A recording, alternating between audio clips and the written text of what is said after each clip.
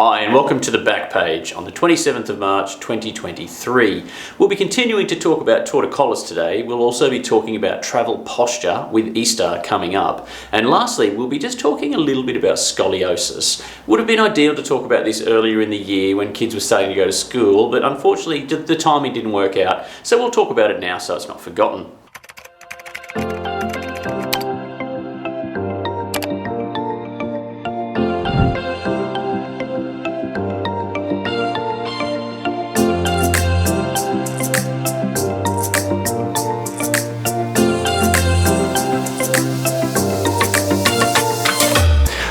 Welcome to the back page, the Ashgrove Spinal Centre's weekly newsletter.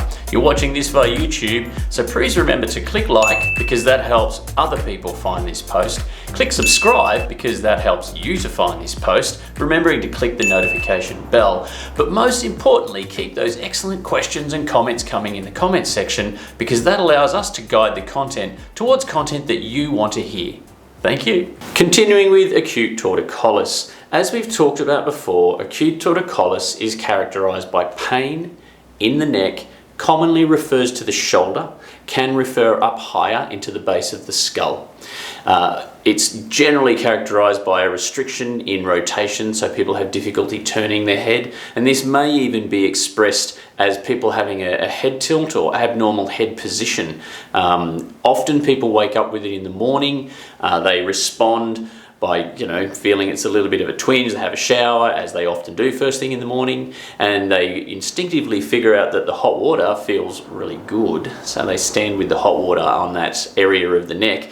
Unfortunately, whilst the heat feels good, the heat also stimulates the inflammation in the area. Acute torticolis is driven by inflammation in the spinal joints of the neck, most likely the facet joints or the uncovertebral joints. We'll talk a little bit about more of that with the models very soon. So they do this, they then get out of the shower, the hot water ceases to feel good not long after they're out of the shower because it wears off, and then they're presented with more inflammation and it usually ends up worse. The best management is to apply ice and also use stretches to try to relieve the muscle spasm. The muscle spasm, when I say isometric stretches, I mean stretches that don't involve moving. Often people put heat on and they do these stretches, which we've all been taught at some point, where we pull our head down to our shoulder. Really bad for an acute torticolis. It's the equivalent of stretching an ankle that you've just rolled while playing sport. The better management is ice, remembering you cannot put ice on for more than 20 to 30 minutes, otherwise you will cease to have a positive impact on inflammation and actually potentially have a negative impact on inflammation. And you can also risk a cold injury, which is really not ideal, and a static stretch, which we've covered previously. They're common exercises, they're available on the website really, which is where you push your head into your hand. Not getting creative, so I do not rotate, twist, do all sorts of fancy things, and especially don't try to tempt your neck, no matter how tempting it may seem. So what we'll do now is we'll grab the models. This here's one of the models which we have readily available in the clinic. You've probably seen it but not paid it too much attention. What I like about this model is it shows both all of the spinal joints we want to talk about, the uncovertebral joint down here and also the facet joints at the back. But significantly, you can actually see the scalene muscles, which are involved in immobilization. They have removed the sternocleidomastoid, which is also involved. That's the big long muscle you see down the front here. It's quite easily visible. And also the upper trapezius, which is often quite involved at the back. But they're the muscles that they generally feel good if they get pinched when you've been at the desk for quite a long time. In my opinion, the uncovertebral joint is heavily involved in acute torticolis. We also have a degenerative model, which I'll use, which shows a little bit more of the detail, because in people who have a little bit of degeneration, either through wear and tear, or maybe it's the result of just minor motor vehicle accidents, maybe even history of playing a collision-based sport where you get repetitive low-grade trauma to the neck, say tackling in any one of the collision-based sports that we have in Australia, you can end up with a little bit of early degeneration. And the thing about this early degeneration is it's not normal tissue. There's a lot more what's called granular tissue involved. There's often bone spur and altered tissue, and it's very easy for inflammation to get in and stir that up. And when it stirs it up, it doesn't always resolve very quickly. So things to look out for. Just a reminder, on the Facebook page, on the Instagram, and on Twitter, as soon as I can figure out how to send a tweet, we will be sending out the infographic that highlights those 3 key features of an acute torticolis, which is pain, usually on rotation, abnormal posture, and referral to the neck and shoulder. In terms of moving forward and what to do, really good step is to seek professional help. Obviously, I would suggest attending the centre, and we can identify just how bad it is and get you moving in the right direction. The good news is that it tends to recover within 7 to 10 days from a symptomatic perspective, all right? The inflammation runs its course. That usually markedly increases after about 42 to 72 hours. And then once we can start to get a range of motion back into the neck, people tend to recover quite quickly. The negative thing we want you to be mindful of is that when you have this pain, particularly with people who adopt altered ranges of movement, especially abnormal postures, you need to make sure that those postures are not retained after the acute inflammation and symptoms and pain dissipate. And that's why it's often a really good idea to seek that advice, because for the sake of a couple of visits, you can make sure that you clear that and you can prevent having the potential of further problems down the track. So I think we've covered our acute torticolis quite comprehensively. As always, if you have questions, please put them in the comment section below, and then we can incorporate that into what we tell you in the future to make sure that we're communicating effectively and servicing the questions that you really have. I just wanted to spend some time talking about the posture that we use and the challenges to that during holidays. Obviously, we're not going to be at our usual workstations, and this can be a good thing if our workstation's bad, or even a good thing if our workstation is a good workstation, because no workstation is perfect, and a break from work is really important to many aspects of our posture and also our mental health and well-being. But it can also be the case that some of us, despite our best intentions, take work with us. And if that happens, it's very likely that this work will be on the form of a tablet, laptop, or at worst, smartphone, all of which present real challenges to the ergonomics of our workstation.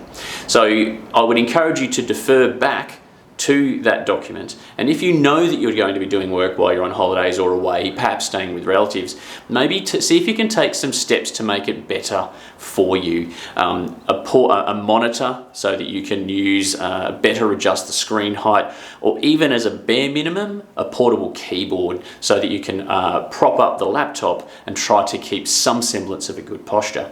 Other postures that are challenged are the posture that we have when we travel in a seated position. This may be in planes.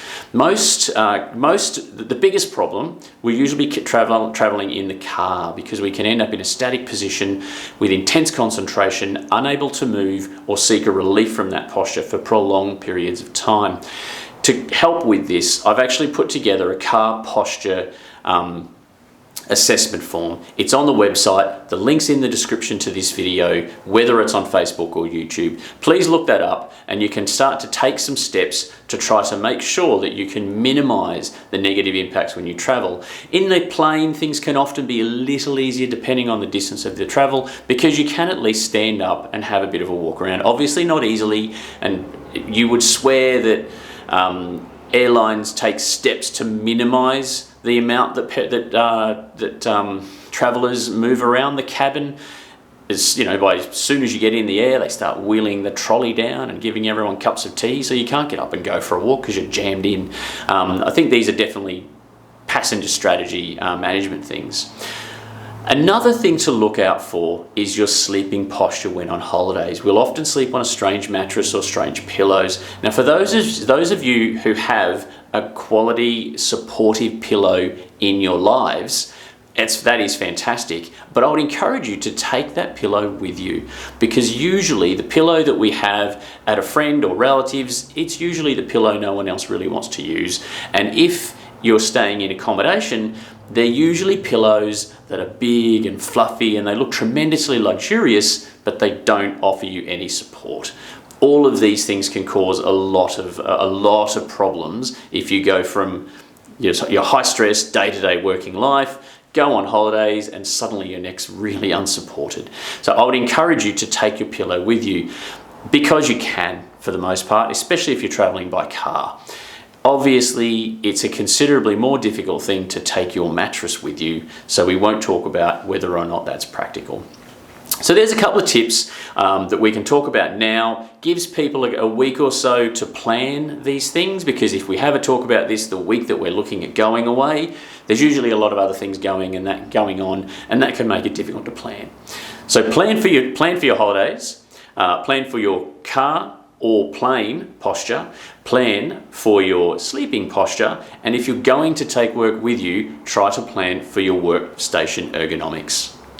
I wanted to spend some time talking about scoliosis, particularly as it affects teenage girls, adolescent onset scoliosis. Idiopathic scoliosis is another term that you may hear. Idio essentially meaning we don't know, and pathic meaning a pathology. The reason why scoliosis occurs, we don't know. I think the best information, and my personal opinion, is it's mediated by the brainstem, which is the very base of your brain, which is where there's a lot of balance centers and integration with the vestibular system. So essentially, the brain believes the spine is growing straight, but the spine is not growing straight. So that seems to be, in my opinion, the mechanism that's going on. Because the spine's not going straight, it's most dangerous, really, and needs to be monitored and treated the most seriously during periods of peak growth, which is why it's especially significant when you're talking about girls, because it affects girls 4 times as often as boys in the 10 to 13 year age group, which is where they're approaching that initial growth spurt. The reason being because when the girls hit this growth spurt where they rapidly grow, that's when the curve can rapidly progress. The same, of course, goes for boys. However, boys will often be affected, obviously because they have their growth spurts later in life. You look for it later on. And of course, once again, boys are affected much less than the girls. So what do you look out for with a scoliosis? Well, a scoliosis will the warning signs are an imbalance in the hips. So this may be you notice your child, their skirt or perhaps pants don't fit evenly. You may see a change in their waist curve, which is looking at them from behind where their waist is. You might see that one waist is flat and the other one is curved. You may also, moving further up, see a difference in their shoulder height. And you may also see rib humping. So the rib cage is more prominent on one side than the other. And of course, you might visibly notice that their spine down the middle is deviating left or right, one side or the other. If you notice these things, it's very important that you attend your trusted health professional. You can come to see us at the centre, you can go see a GP, appropriately trained physios, even an osteopath or another chiropractor. You just need to make sure that they're familiar with scoliosis and the appropriate management of it. And if you're not comfortable with the information that you're provided, we'll probably seek a second opinion. But essentially what has to happen is it needs to be examined to determine if there is a problem. And if there is a problem, then it needs to be monitored and, where appropriate, referred on for further management. This may involve bracing, this may involve exercises, this may even involve, in extreme cases, surgery. Why are we talking about this now? Most commonly, this is something that I would talk about at the start of the year, specifically the start of the school term, because it's when the kids, they're in the pool, they're running around, they're wearing clothes that allow you to visualize their spine more easily. And then, of course, the other thing is, as I've said before, it's most dangerous and most evident during periods of peak growth, and a lot of kids have growth spurts over the Christmas holidays. When they're on holidays, they just shoot up. So you've got this perfect combination of they're shooting up, they're growing, you can see them because they're in the pool or they're wearing clothing that makes it easier for you to see their spine. And indeed, often when girls are brought in, predominantly girls, to see me, it's usually around school uniform fitting time, and mum has noticed that their skirt or pants just don't fit evenly on their hip and something's just not quite right. Importantly, this is often accompanied by a little bit of a feeling of guilt in the mums because they feel that they've missed it previously. This can happen quite quickly, and it's not an easy thing to see unless you purposefully look for what you're looking for.